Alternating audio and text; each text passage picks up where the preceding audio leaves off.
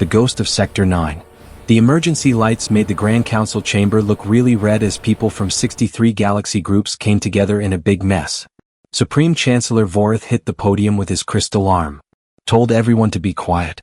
The huge holographic screen above them started working. Showed some video that was sent from the outer parts of the galaxy just a few hours before. The Grand Council chamber was still in chaos as Supreme Chancellor Vorath tried to get everyone to calm down and look at the video on the holographic screen. A ship moved through the darkness of space. This ship was really different from anything the leaders had seen before. The ship was 4 kilometers long. The ship's body was made of a black stuff that looked like it was moving and changing shape like melted metal. There were no lights on the ship. There were no signs to say where the ship came from. The ship it was moving through space with a quiet power like it was hunting something. Commander Zelvik of the Andorian Security Forces stepped forward. The Commander Zelvik's blue skin had turned pale and the Commander Zelvik's voice was shaking when the Commander Zelvik spoke. 3 days ago this vessel showed up in Sector 9 without any warning, no hyperspace signature or anything. Our sensors did not detect the vessel until the vessel was already there in front of us. Then the Crimson Fang pirate fleet tried to board the vessel. They thought it was an empty ship. The Crimson Fang pirate fleet sent 47 of their vessels to surround the vessel. The holographic recording showed the pirate ships coming from all directions. The pirate ships had their weapon systems charged. They were getting ready to stop the mysterious craft. Then something strange happened. The dark ship did not use weapons. It was like space was curving around the ship. The pirate ships that were closest to the ship just fell in on themselves. They were crushed by forces that seemed to come out of nowhere. This all happened in the 90 seconds. The pirate ships they became small balls of twisted metal. There were 47 pirate ships and now they were all crushed into spheres. Each one was no bigger than a cargo container. The dark ship was really powerful. It was able to destroy the pirate ships so easily. The pirate ships were no match for the ship. The council chamber was completely silent. Counselor Mara of the Thundari Collective was the first to talk. She spoke very softly. What kind of weapon can actually control gravity like that? The Counselor Mara of the Thundari Collective asked. We have never seen any technology that can make gravity do things without a huge power source. Counselor Mara of the Thundari Collective wanted to know what this technology was. The council chamber was still silent as they waited for an answer about this gravity weapon. That is not all, Zelvik continued. He pulled up another file. 2 days ago the Exathor Empire sent a fleet to see what is going on. The Exathor Empire had 20 warships and 2 of these were their advanced dreadnoughts. The Exathor Empire is famous over the galaxy because they have a very strong military. The Exathor Empire has taken over 17 star systems in the last 100 years. The Exathor Empire builds their ships for one thing, to completely destroy things. The recording showed the Exathor fleet coming towards us in a military formation. The Exathor fleet was really organized. Their big ships, the dreadnoughts, were huge. Each Exathor dreadnought had a lot of guns and bombs that could destroy a planet. The Exathor fleet wanted to talk to the ship, so they opened a communication channel and said, "Who are you?" The other ship did not say anything.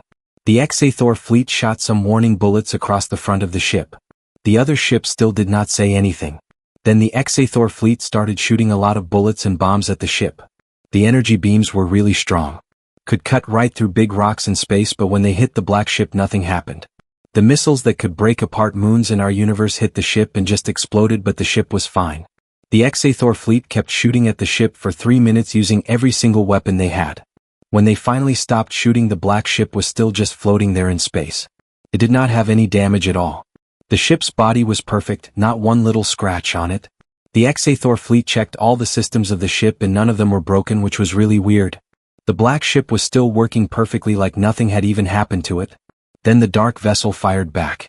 It sent out a burst of blue energy that moved outward like water when you throw a stone into it. When this energy touched the Exathor ships, their shields just disappeared. All their defense systems stopped working at the time. The Exathor warships were just floating in space totally unprotected. The mysterious vessel had the chance to destroy all the Exathor ships. It did not do that. Instead it sent a message to the commander of the Exathor fleet. A human voice, calm and steady, said just 3 words, "Leave this sector." The Exathor ships were still in trouble and the mysterious vessel was still out there watching the Exathor ships. The Exathor fleet turned around. Went back right away. This was a deal for the Exathor Empire because they had never backed down from a fight before. Commander Zelvik thought about this for a moment. We found out where the other ship came from. The Xathor fleet retreated immediately because the other ship is from Earth. It was made on Earth 5 years ago as part of a secret project called Operation Vanguard. The people in charge of Operation Vanguard built the ship. It is called the TSS Sentinel.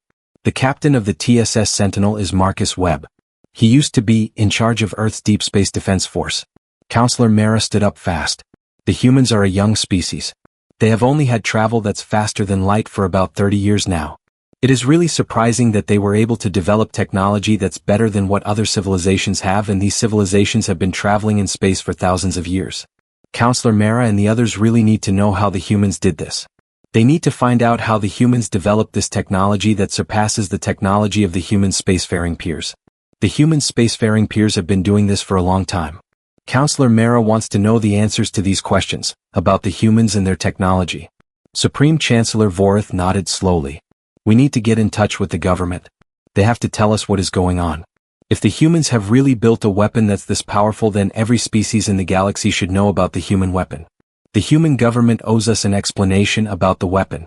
The Earth finally got back to us hours later. What they said was a big surprise. The lady who represents the people of Earth came on the screen. She looked very serious. The TSS Sentinel is not doing what the government of Earth told it to do. Captain Marcus Webb did something bad 3 years ago and started making his own decisions. We have been trying to find him since. You need to know that the Sentinel is not a big spaceship. The TSS Sentinel is actually something more dangerous than that. She took a breath before she went on. 5 years ago we made a kind of ship. We put together the artificial intelligence we had with some other really cool technology like quantum entanglement and neural interfaces. The person in charge of the ship does not really fly it like you would normally think. They actually become a part of the ship. The captain's mind connects with the ship's systems. They feel everything the ship feels. They can think fast like a computer.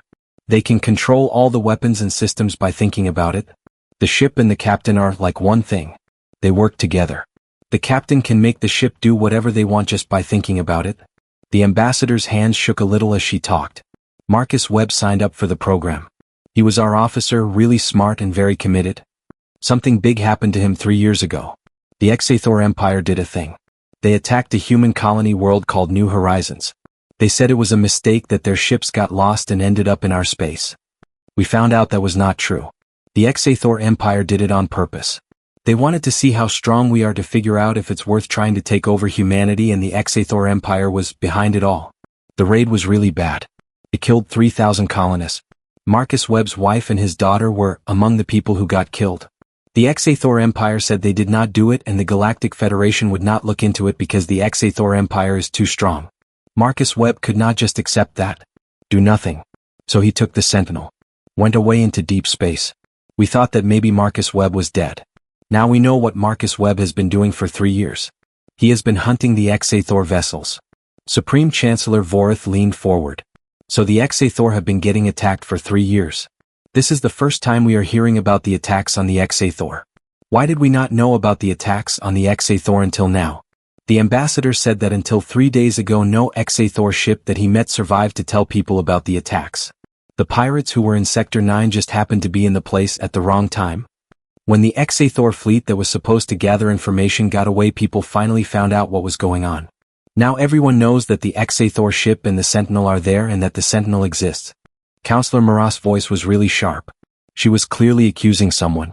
You made a weapon that nobody can control. You just let it go anywhere it wants in our galaxy. That is not okay. The human race has to answer for what they did. Counselor Mara thinks that the human race must be held accountable for creating such a weapon and letting it roam free. The ambassador's face became really serious. With respect, Counselor, we tried to tell the Federation about the things the Xathor Empire was doing. We showed them proof of the Xathor Empire's actions. We asked the Federation for help. The Federation did not want to get involved because it was easier to ignore the Xathor Empire. Marcus Webb is doing what the Federation's own rules should have done. He is making the Xathor Empire answer for what they have done. The Xathor Empire needs to be held accountable for their actions. Before anyone could say a word, every single screen in the room went totally black. Then a new picture popped up. This picture showed the face of a man. He was 40 years old with dark hair that was turning gray on the sides and eyes that seemed to stare right into the camera. The man's face looked like a person, but there was something about him that was not quite right, something that made him seem like more than just a person and also like less then a person at the same time. The man's face was really something that caught your attention. The face of the man was very interesting. "My name is Marcus Webb," the man said, his voice echoing through the chamber. "I am aware that you are talking about what to do about Marcus Webb." Marcus Webb knows that the Xathor Empire is gathering a fleet to hunt down Marcus Webb. Let Marcus Webb save everyone some time and effort. Marcus Webb has no problem with any species except the Xathor. Marcus Webb will not stop until the Xathor answer for what they did to New Horizons. To Marcus Webb's family. To 3,000 people who died because the Xathor wanted to show how strong they are. He stopped talking for a moment. His eyes looked a little brighter in the dark place where he was talking from. "I'm not a person. I do not want to fight a war. The Sentinel and I have changed into something different, something that does not do things the old way. The Sentinel and I have gotten better. Can do things that people could not do before. The Sentinel and I are going to make sure that no big group, no matter how strong, can hurt people who have done nothing wrong without something bad happening to them." The transmission ended as suddenly as it began. The council chamber erupted in arguments and accusations. But Supreme Chancellor Vorith sat quietly, studying the empty screen where Marcus Webb's face had been. He thought about the implications of what they just learned. Somewhere in the darkness between stars, a human and a machine had merged into something unprecedented. Something that could challenge the mightiest empire in the galaxy. And that was just the beginning.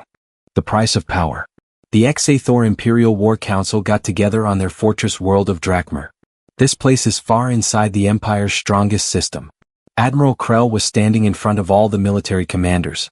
The red light from the maps and stuff around them was shining on his skin. He had been winning battles for 30 years. That made him very important. Admiral Krell was also very proud.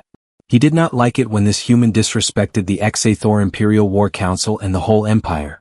The Empire was a deal to Admiral Krell and he wanted to do something about what the human did. "One ship is all it took," Krell said, his voice echoing off the walls of the room. One human on one ship made the Xathor Empire look bad to the galaxy. This has to stop.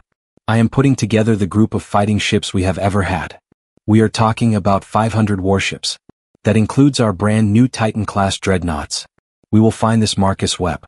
Show the galaxy what happens when someone tries to challenge the Xathor Empire. The Xathor Empire will not be made to look weak by Marcus Webb and his ship. The tactical officer turned on the display. It showed where the Sentinel was last seen, which is near the Crimson Nebula. Our people think the Sentinel is going to our mining colonies in the outer reaches. The Sentinel has been destroying our bases one by one, getting closer and closer to the main parts of our territory. If we put our fleet here, we can stop the Sentinel before he gets to the area where our colonies are. Admiral Krell looked at the star chart carefully. The Crimson Nebula is a place to be in space. It has a lot of gas clouds that can block our sensors and stop us from talking to each other. This makes it a great place to set up an ambush. It is also a great place to get caught in a trap. This human is very good at fighting. He will not just fly into our trap. We have to make him do what we want. We need to make the human make a move. The Crimson Nebula is a place to do this because it is so dangerous. Admiral Krell knows that the human will be careful. So we need to force the human to make a decision. He turned to his second dash in command. He needs to send a message to the colony on Viridian 4. They have to evacuate all the personnel from Viridian 4 immediately, but the civilians who live on Viridian 4 have to stay where they are. We want everyone to think that we are giving up on defending 4, so let the news get out through our intelligence channels that the military personnel are leaving Viridian 4. If this human really does care about keeping people safe like he says he does, then he will probably want to know why we are not defending the civilians on Viridian 4. Marcus Webb was on the Sentinel in space. He was in a room that helped him connect his brain to the ship's systems. There were lots of cables and fibers that linked him to everything on the warship. Marcus Webb's mind was now really big because it was connected to the ship's computer. This computer was super smart. It helped Marcus Webb think in a whole new way. He was not just a person driving a ship anymore. The Sentinel and Marcus Webb had become something together. Marcus Webb was connected to the ship's brain. This made him really different now. The ship's computer, which Marcus had named Oracle, talked to him in his mind. "Marcus, I have seen some things that the Xathor fleet is doing. The Xathor fleet is getting together a group of ships near the Crimson Nebula. I think there are 500 warships. The Xathor fleet seems to be working to fight the Xathor fleet and us." Marcus felt the information coming to him in a rush. He could see what was going on with the fight clearly. It was like he was looking at a map that showed him everything. He could see every ship, every path they could take, and every choice he had. Let the other guys come at him. It did not matter if they had 500 ships or 5,000 ships. The Sentinels' technology was way better than anything the other guys had. The Sentinels' technology was really powerful. Marcus was not worried. The Sentinels' technology would help him win the fight. Oracle's presence in his mind changed. It felt like Oracle was really worried about him. Oracle said to Marcus, your body is getting too stressed. You have been connected to Oracle's systems for 72 hours without a break. Your body needs to rest, it needs food. It needs time to deal with your feelings in a good way. This need for revenge is taking over Marcus. It is consuming the Oracle systems and Marcus. Oracle wants Marcus to know that Marcus needs to take care of his body. The revenge thing is not good for Marcus. It is not good for his body or his mind. Oracle is saying that Marcus should stop and think about what he's doing to himself. Marcus felt really mad. The ship's computer made it even worse, like a big shock that went through the special connection in his brain. Do not tell me about feelings, Oracle. You are a machine. You do not know what it is like to lose the people you care about. To see the people you love get hurt and killed, and then the people who did it get away with it because they are too powerful to stop. Marcus thinks about the people he loves.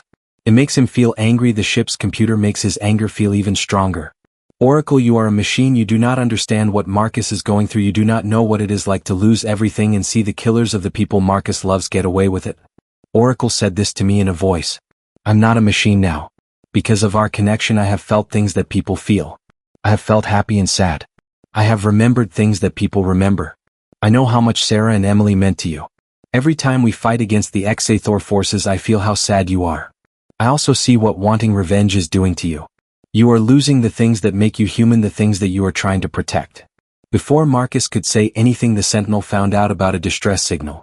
This signal was coming from Viridian 4, which is a colony world of the Xathor. The message said that the military people had left without warning, and now the regular people who live there are in danger of being attacked by pirates. Marcus knew that Oracle was thinking about what to do fast. Oracle said this is a trap. The chance that the Xathor would really leave a colony is very small. It is 0.03%. The Xathor want to get us into a position so their fleet can attack us. They are trying to trick us into a fight with the Xathor fleet. Marcus looked at the information that was coming to him. He thought to himself, I know this is a trick.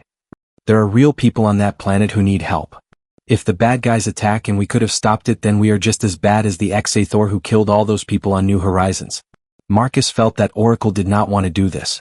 She was okay with what Marcus decided. The Sentinel started moving towards for its special engines, changing space to go really fast, faster than what people thought was possible, with the laws of physics that we know. The ship came out of quantum transit at the edge of the system. Away, Marcus' senses picked up the Xathor fleet. The Xathor fleet had hidden their ships in the nebula's gas, but the Sentinel's sensors saw right through it.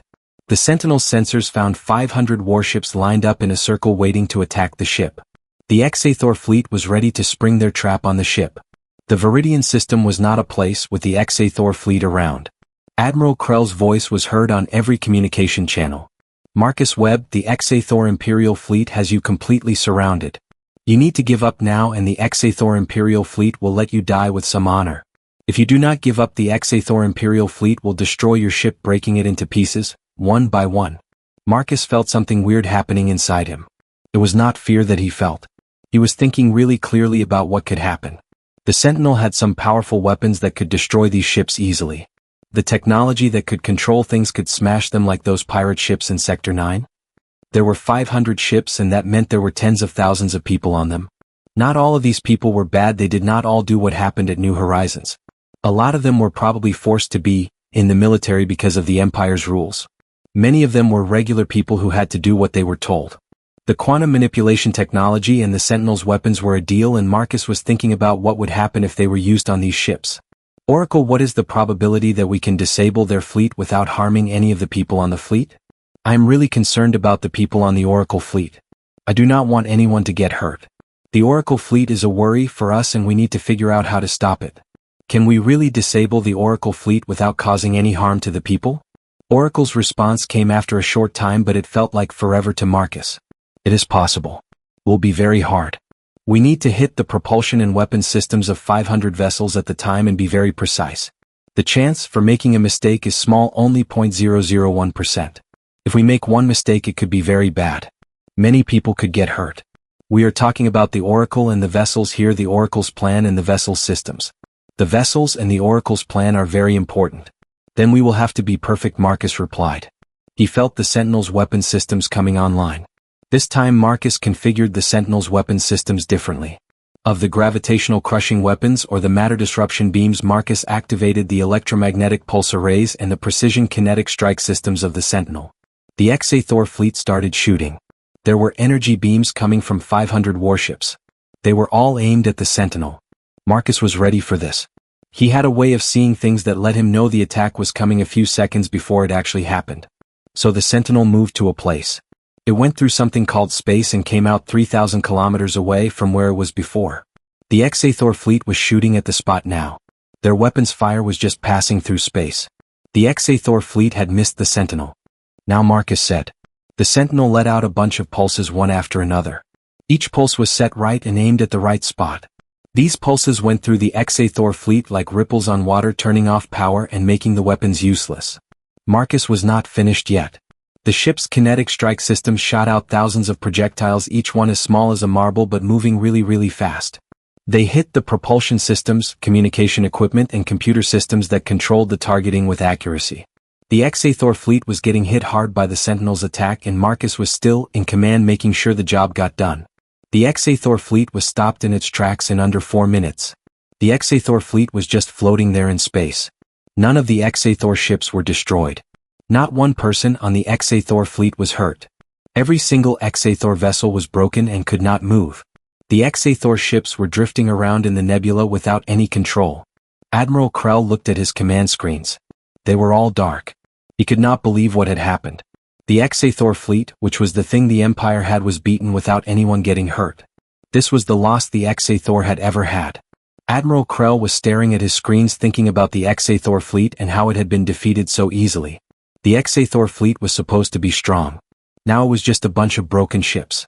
Marcus opened a way to talk to every ship that was not working. Admiral Krell, I could have killed every person in your fleet. The things I have to work with make your guns look really old and simple. I do not want to hurt people. I'm not like the people in charge who told their ships to attack New Horizons. I'm going to send all of you to your empire with a message from me, Marcus. The message is from Marcus. He stopped for a moment.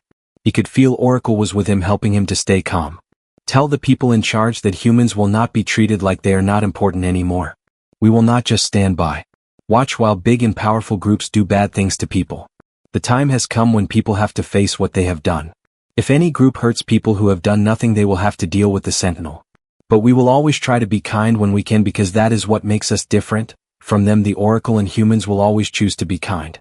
Marcus felt a change happening inside of him. The anger that had been pushing him for 3 years was still there. It did not control him like it used to. Oracle was right, Marcus thought. He had been giving up the things that make him human because he wanted revenge badly. When Marcus chose to be kind instead of getting revenge, he started to feel like himself again. Marcus realized that he had found his humanity again by doing this. The rage was still inside of Marcus. It was no longer in charge. The Sentinel sent out repair drones. These were machines that could fly on their own. They went to each Xathor ship that was not working and started fixing the systems that kept people alive. The fleet would be okay in hours. They would be able to make it back to their territory. Marcus was relieved. He had gotten his way without losing himself. He had been worried that he was becoming a person, but that did not happen. The Xathor ships and the people on them were going to be okay thanks to the repair drones from the Sentinel and Marcus. As people heard about the Battle of the Crimson Nebula over the galaxy, something strange happened. The species that had been hurt by the Xathor started to talk about what was done to them. We found out about things the Xathor had done, like hurting people and taking things that were not theirs on many different planets. The Galactic Federation could not pretend they did not know about these things anymore. After a week, the Xathor Empire was being formally investigated and punished. The Xathor Empire was in trouble now because of all the bad things the Xathor had done.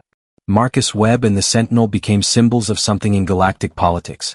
Marcus Webb and the Sentinel showed that justice is possible for species like them. They proved that having technology does not mean you have to be in charge of everyone else. Marcus Webb and the Sentinel used their technology to protect others of bossing them around. One person like Marcus Webb can make a difference when they stand up against people who are being mean and unfair. Marcus Webb and the Sentinel are an example of this. Marcus knew the truth about himself. He was not a hero like people thought. Marcus was a man who got amazing powers and almost lost who he was. Oracle helped Marcus remember that he was still a person when he really needed to. Now Marcus and Oracle will keep watching over the space lanes.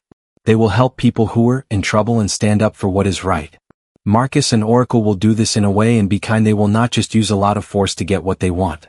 The Sentinel turned away from the disabled Xathor fleet and set course for the frontier territories. There were other threats out there, other empires that preyed on the weak.